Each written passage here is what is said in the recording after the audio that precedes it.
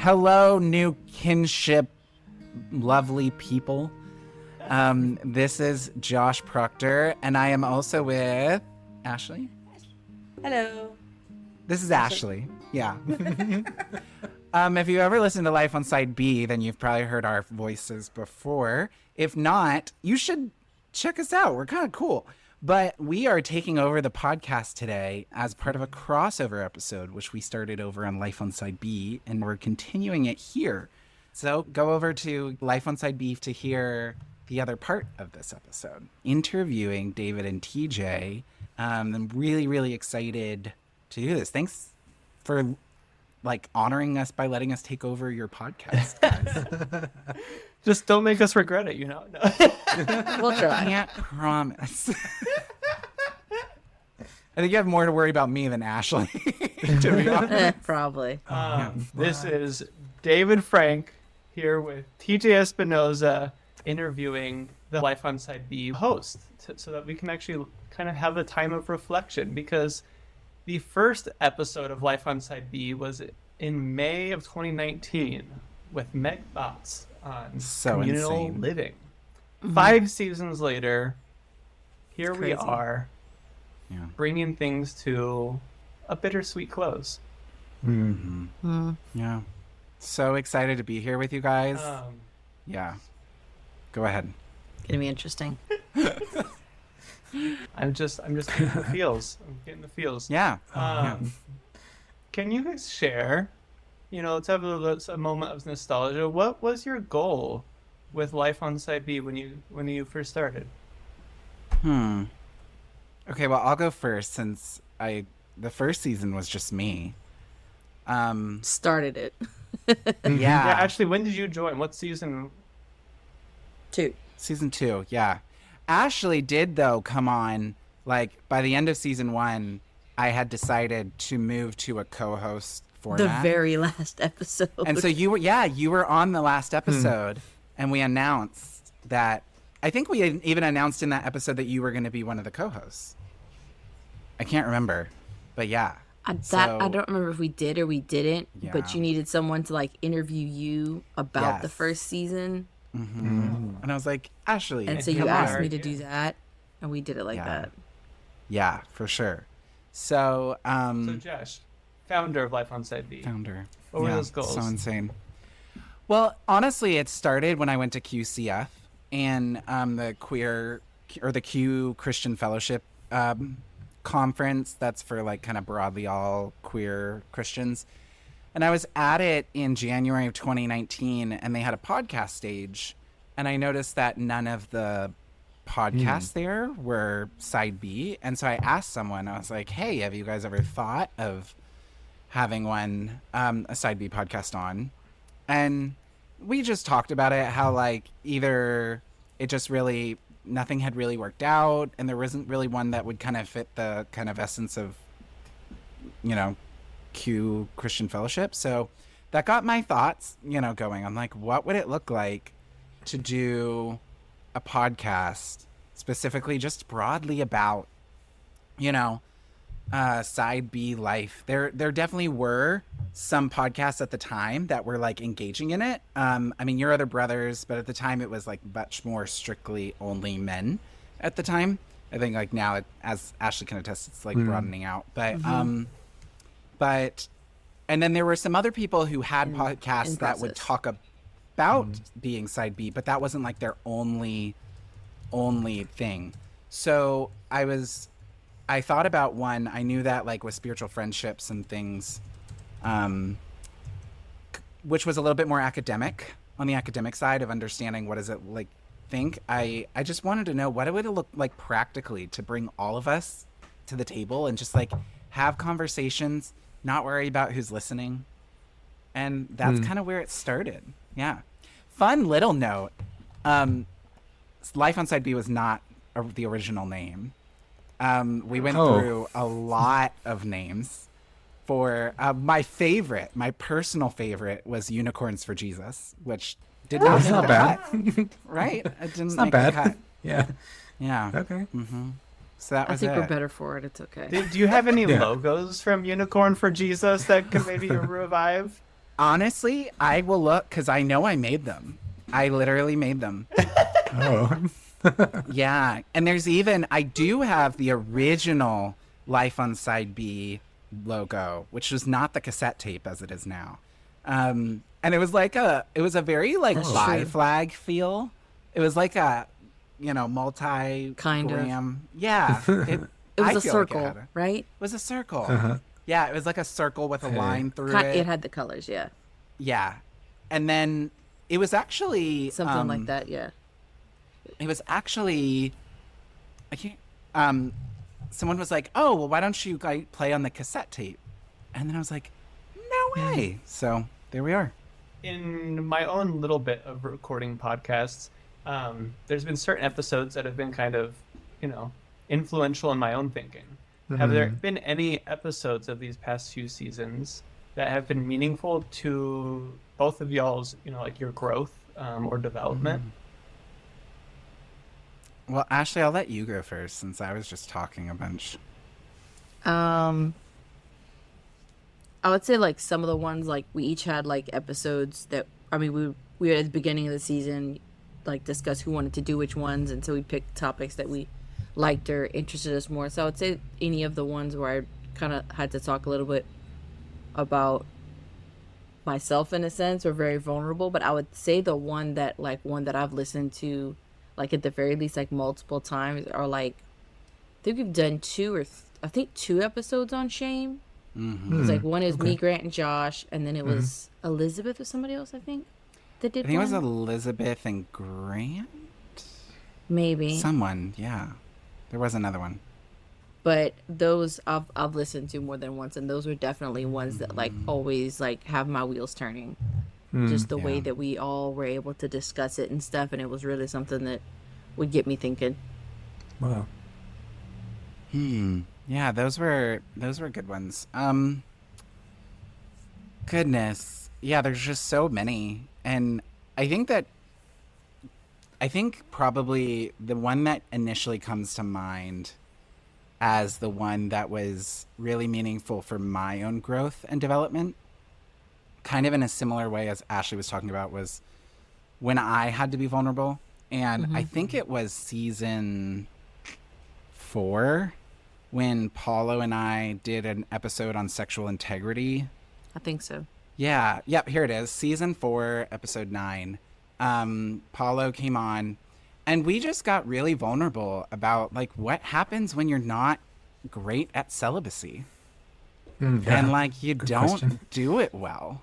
And we both opened up about our own experiences of like really, kind of fumbling at this whole celibacy thing and how did we move forward.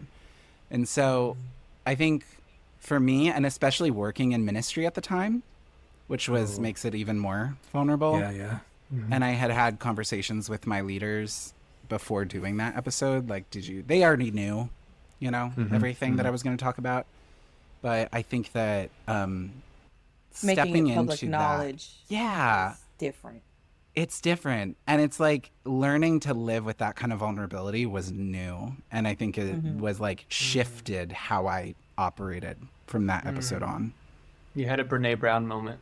Yeah. Could you share why is this the last season? Why are you breaking so many people's hearts? In the short, we're all too busy. Yeah. I'll say this about why it's the last season is we have developed a really beautiful podcast. We've developed a really beautiful podcast team. Like, I could not think of a better team to have, but we are all in new seasons of life. Like, Ashley has a baby, like a full human being. Baby? He's going to be 4 I next know. month. He's not even a baby anymore. Gosh, like, she was pregnant through, like, this podcast. Yeah. And now we have, like, Henry has his own business, and Becca has switched jobs, and like I'm in my own thing, and Elizabeth is running a whole organization. Grant is in seminary, so everyone is just so busy, and I remember feeling for a while, like wondering if this was still possible to do. And I thought about switching the format. Like maybe it's just time to say maybe some co-hosts don't need to be co-hosts, or maybe we don't have as big of a co-host team, because that's a big part. It's 6 of us. It's Which hard to is- coordinate us all. Oh my gosh. It's a whole thing. You can attest this, Ashley, when we've tried to do our like intro or at conclusion. Oh yeah, because we have to episodes. we would try to start the season with all of us Yeah. and have at least one other co-host episode with all of us, and that is like herding cats, and not because we don't want to. No. Like It's just even the 4 of us here, that like this is already a rescheduled event, and I almost didn't make it tonight. Imagine trying to get all 6 of us in 6 different Yeah. states, Yeah. 3 different time zones. Yep. It's It so was a whole crazy. thing. So I had been talking, I feel like for a season and a half already. Yeah. About Josh like, didn't want to accept it. no, but and everyone was like, no, we need to keep going. And I think it was. I actually said, I was like, did. no, I think Yeah. I think it might be time. Yeah, and I think now we're at the point where everyone has realized like how hard. Like there's been a there was literally a year-long wait between the last season and this Almost. one. Almost an Almost, entire year. Pretty much. From 'Cause when the last one. When did we finish recording last season? I Did we have do it at the my- end of last year or the beginning of I this year? can tell you right now. The last episode of season 5 was released on December 27th of Yeah. 2023. So it's been almost a year. Yeah. So, or probably a year by the time this drops. But Yeah. so I think in those ways, it doesn't mean we won't be doing things. It doesn't mean you won't hear our voices. It doesn't mean we won't have projects. It just means that this moment is closed. And I think, in a sense, almost, I mean, we could continue to pick at topics for years. Oh, yeah. But like you said, just to bring in-house conversation, I think we kind of did that. Yeah. You know, there's always going to be nuances, always going to be more things. But it's like just a good consensus of the things. I feel like we really did what we set out to do. Yeah, that's true, because I mean we're calling this last season Last Call, and the idea is we are hitting the episodes that Never made the cut. never made the cut, that we were like, these need to be talked about before we end. And it's funny because I think I'm glad we're doing that, because there are definitely some episodes, but now that we're hitting some, I'm like, yeah, I feel after this, I don't know of an episode that I'd be like, damn, we didn't do that or anything. Yeah. You guys mentioned, episodes that are meaningful to you, but are there kind of in the past 5 seasons, what have just been some things that y'all have learned Oh, okay. as you reflect on, like more of what's been your journey? What have been some things that the Lord has taught you that you've learned about yourself or others or the world in the past 5 seasons of Life on Side B? Gosh. It's so funny because I really thought I thought this was going to be a different question for more. But learned over the past 5 seasons. Do you have anything initially, Ashley? Over the past 5 seasons, I mean, a whole 5 years have gone by. I mean, like I said, initially when Josh was doing the podcast by himself, what he had was like a group of people he would listen to the episodes and give him feedback and like advice and stuff. And so I was in that group, and like I was in one like stage of life at that point, and then we brought on, he was like, well, I'm thinking about doing this and the co-host and all that, and we're like, yeah, cool. And then right as season 2 is gearing up and we're getting ready for that, COVID hit, and then I got pregnant, and like a lot of life has just completely changed from then to now. But I think one of the things that like, I think it was almost like a desire that was put in of like, it's too hard to try to keep these two things completely separate, like these two worlds. All of this, it had to come to a point, because one thing Josh was saying is like when I came on, I was like completely closeted, and to an extent you could say I still am, depending on who you ask. It's anybody's guess at this point. I don't even know anymore. Okay. But of like, I don't want to have to think about it anymore. I don't want to be so burdened by a secret or one thing or the other. So there's like times where that still bothers me, but it helped me really to, because I remember one thing I did say when I was going to come on the podcast. I said there's so many things that I've worked out on my own, and now I need to have conversations with people. And so I was able to talk out some of those things in our episodes. If there was something I needed to talk about or I needed to verbally process, I'll throw it up on the board for something we can maybe talk about that season, and get to have a sounding board of people that I trust and people that I know aren't judging me, and people that I also trust their caliber of faith and their knowledge in the word. And it's not just I'm like talking to someone who doesn't know what I'm talking about, but can help me and be a sounding board and to also help me grow. Yeah. Yeah. Yeah, I love all of that. I do agree with you. It's so crazy to think how much life has been lived in 5 years. Like me personally, and we've already recorded some episodes of this season, and there's already been tears. There's already been tears. Oh, sure. Yeah, 100%. And I think it's just beautiful to think that we're each in spaces and parts of our lives that like never would have thought would be the reality. And I think that's gorgeous and beautiful. And I think that the lesson that I've learned that I've taken into new spaces, like the thing that I've learned from Life on Side B that I've taken into other spaces, is the creating space to ask really hard questions and to have that vulnerability like we've talked about, and to just talk openly and just not censor it, not care, just like do it, talk about it. And there's just been, that has led to a lot of chaotic moments, obviously. Like we've had so much chaos. Nothing more than Henry taking a phone call. I will never get over Henry taking a phone call in the middle of an episode. Were one or both of you there for that?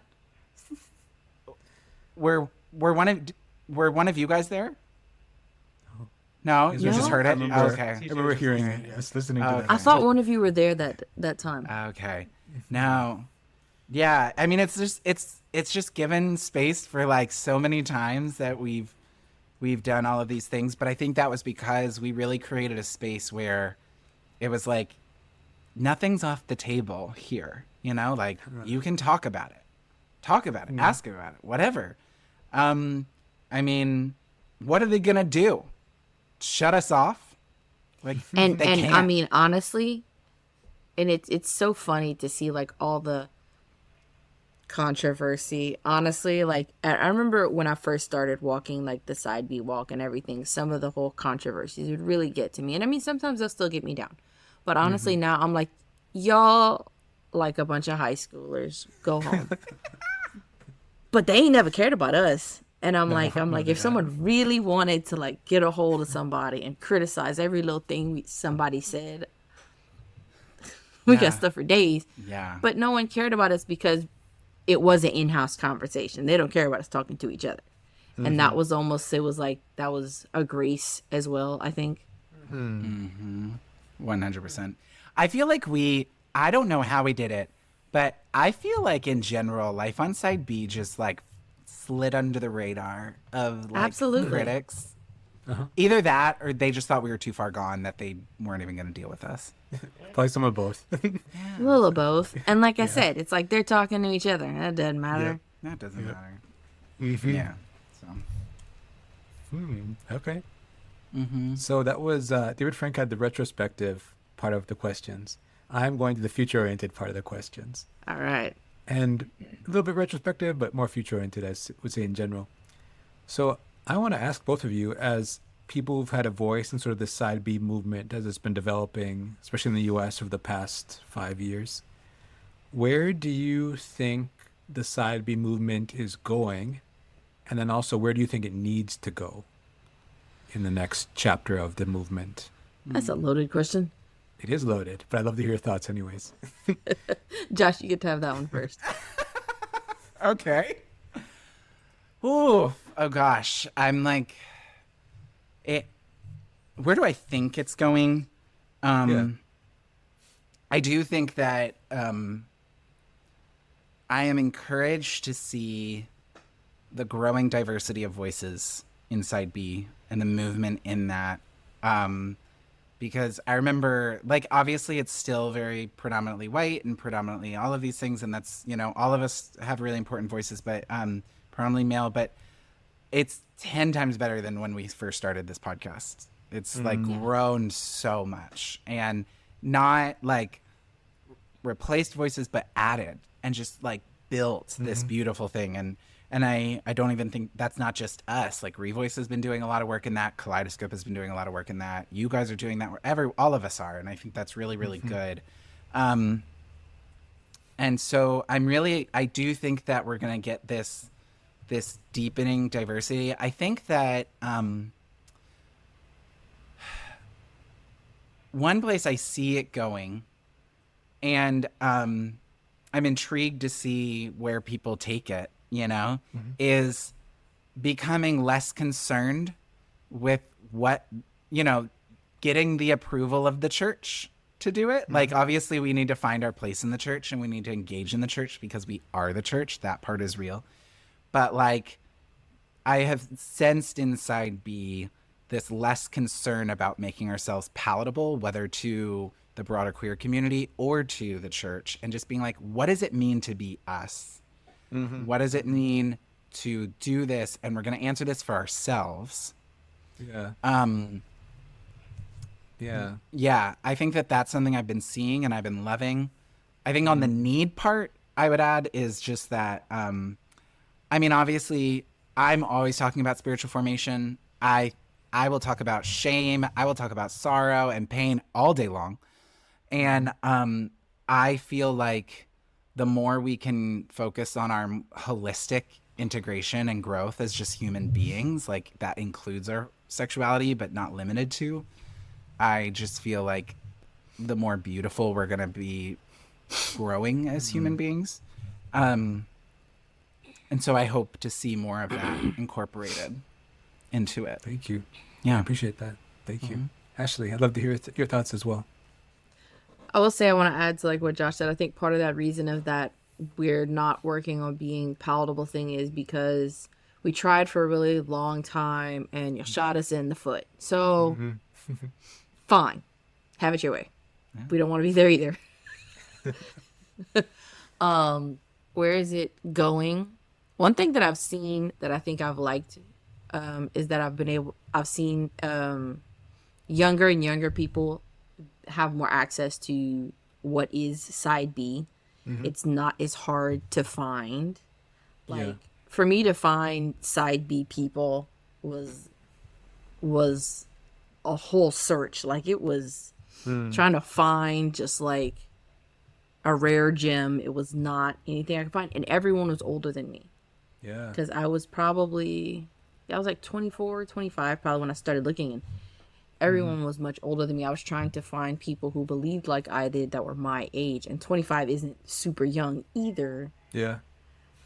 So that it's kind of interesting. implies in the past decade, approximately a decade, is where you notice this shift. Yeah. And now I see a lot of like college students being really like finding side B and really wrestling with that. 1 second. Building a little bit for a moment on what Ashley was saying, I think that I love what she was talking about, like easier to find. And I think one thing I've noticed with that is it seems side B is becoming less virtual. Like it seemed before that. And I mean, it's always going to be, because queer movements have naturally, as long as the internet has been around, has been very dependent on internet because we're a minority. But I have been encouraged to see, as like Revoice has been doing city chapters and different things, to see people that are creating local community, because I just think that's so important that we like have to be integrated into our like physical presence in our cities. And so being able to see people doing that, I've noticed a less dependence on virtual community, because there's like used to be, there still are multiple side B, virtual spaces, but I know even in Life on Side B, we stopped recommending people to those virtual spaces and started really pushing, like, if you were looking for community, we're going to try and help you find physical human beings if possible. And, obviously if you're in a really remote spot that like nothing is possible at all, then we'll like connect you virtually. But really believing that that physical presence is key. If you are within driving distance to a chapter, we want, like Revoice chapter, we've partnered with Revoice and, automatically sending people to that. And I think that's been helpful, and seeing that grow in the movement. Yeah. It's so, I feel like there's some, obviously I will still always be around, and Ashley will still be, and I feel like Ashley is much more connected in the movement now. I'm more interested to see where other people take it. Not that I won't be around, but like these kind of risen, voices rising up. Yeah. What you guys are doing, which I can't wait to hear more about. We'll probably talk about it. Yeah. Perhaps, because Ashley's out, maybe you could answer the second question for me. Yeah. Are there any projects that are upcoming for you that you'd want to share with others right now? Maybe they haven't come to fruition yet, but you should like to share. Yeah, I'm really excited to be, hopefully I'll have even more details to share as we go forward. I've alluded to a lot of people on the podcast that this will not be the end of podcasting for myself, and I know for other people. I love podcasting too much. I just think this iteration is done. So some people know I have officially finished my doctorate. So that's beautiful. I am now Dr. Proctor. Wow. There we go. Which is a fun little nomer, rhyme. And my dissertation was a 7-part podcast, a 7-episode series podcast, which I have titled Becoming Whole: 6 Spiritual Movements on Integrating Faith and Sexuality. So I officially have basically all of them done and ready to be released. There's a few tweaks being made by an audio engineer. But I plan to release those 7 episodes probably within the month or two after we finish this season. So probably I'm thinking around March. I will have a more concrete date later on. So listen to the season for more information about that. But I'm really excited for that. It's been like a 6-year project of learning about what does spiritual formation look like for queer people, and how do we actually develop in our faith beyond just, the questions of, can I identify as gay? What do I believe about gay marriage? These kind of questions, which are important, but we get so hyper focused on because of the church and because of the queer community, that like, what if we like let go of those barriers and we just thought, how do we grow as Christians? Understanding that, yes, we're queer people, and that involves my spiritual formation. So my dear friend Sarah Claire Smith Calling, who appeared on Life on Side B, interviewed me for that, and I'm really excited for it. And then, just a gem, and adore her.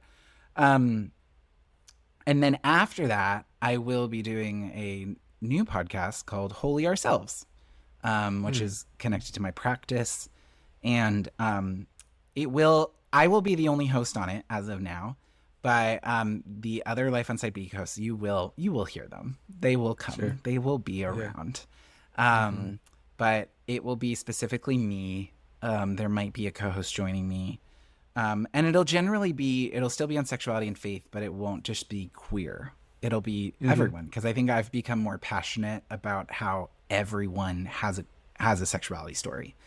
And like, as I've pastored in my local church, and I've listened to straight men talk about their story, I'm like, oh my God, yeah, that's like me. It's just like targeted in a different way. Mm-hmm. And the shame that all men carry and the shame that all women carry, and like how I was just literally talking to a woman in my church today about like sex drive and like how we deal with it and when like all of these different things. And so I was like, wow, we're all dealing with the same thing. And if we could sit down and talk about it, I think we would all be the better for it. So I want to begin engaging in what does it really look like for all of us as human beings following Jesus to like integrate our sexuality. And so there will be a lot of conversations in that across the board. And I'm really, really super excited, but I'm going to kind of let the Becoming Whole miniseries be like the transition in a sense between Life on Side B. And then, in case Ashley isn't able to join back, could you give just a quick blurb of what projects you know she's working on? Yes, for everyone, Ashley had to go take care of her baby for a moment. The baby was sleeping and probably woke up. This is not the first time this has happened on the podcast. I don't know how much detail is good to share or not, but I know that one of the big things that Ashley has been involved in is the Your Other, I think they're calling it Your Other Siblings, Your Other Sisters, but really being able to incorporate the female experience within Your Other Brothers and Yob, which I think is a beautiful thing. I know Your Other Brothers has been a really great community. Like, you know, she's been on those comments for as long as I've known her on that blog. And, you know, responding to things even when it was an all-male space. And so I love that she's getting to be one of the lead teams of women who are leading that space. And I don't know all the details, but I also love that being able to give a space not just for women in that voice, but also like a space for women, like for Your Other Sisters, just as Your Other Brothers has done that for... Oh! Ashley, we were just speaking on your behalf. Can you correct us? I was sharing in your place kind of some of your projects, but feel free to go ahead. Upcoming for you? Yeah. What projects are upcoming? They're working on making like for Your Other Brothers to have a Your Other Sisters like kind of like branch. And then they're also in the works of Your Other Families becoming a nonprofit. Amazing. And is that the new umbrella organization? Is Your Other Families and Your Other Brothers and Your Other Sisters underneath? I think so. I don't have 100% of the logistics of it yet, but yeah. that's kind of the direction that Tom's moving in. Wow. Okay. Yeah. And you're on the lead team for Your Other Sisters, right? Doing the best I can to help Aaron with it. Aaron's the one who's running it. Aaron's the one who's running it. Yeah. That's right. Correct. Okay. Do you have other projects? Oh, sorry. No, not at the moment. Right now, it's mostly work. Me and my husband started a business last year. Wow. That's right. So we've been kind of going full on that. Israel started school this year, well, preschool. So just a lot of stuff in other aspects of just time consuming wise. My little brother, he didn't have the baby, obviously, but my first nephew is a couple weeks old at this point, I think. Oh yeah. So, additions to the family as well. Great. One of my brothers got married. My gigantic family keeps growing. That's good. Love it. Beautiful. Well, thank you, Josh and Ashley, for this opportunity to reflect on Life on Side B, on the future, and for having us on as your kind of reverse co-host or whatever. I love it. Yeah.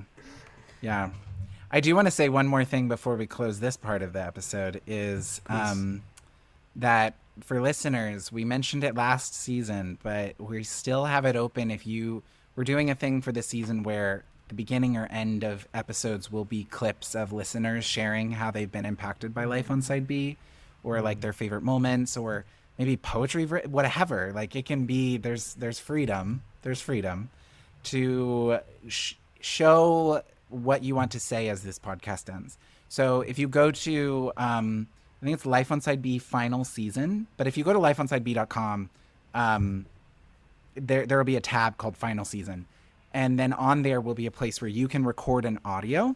You can say your name. You don't have to say your name. But we will use the audio in the episode. So only do it if you are comfortable hearing your audio, having your audio there.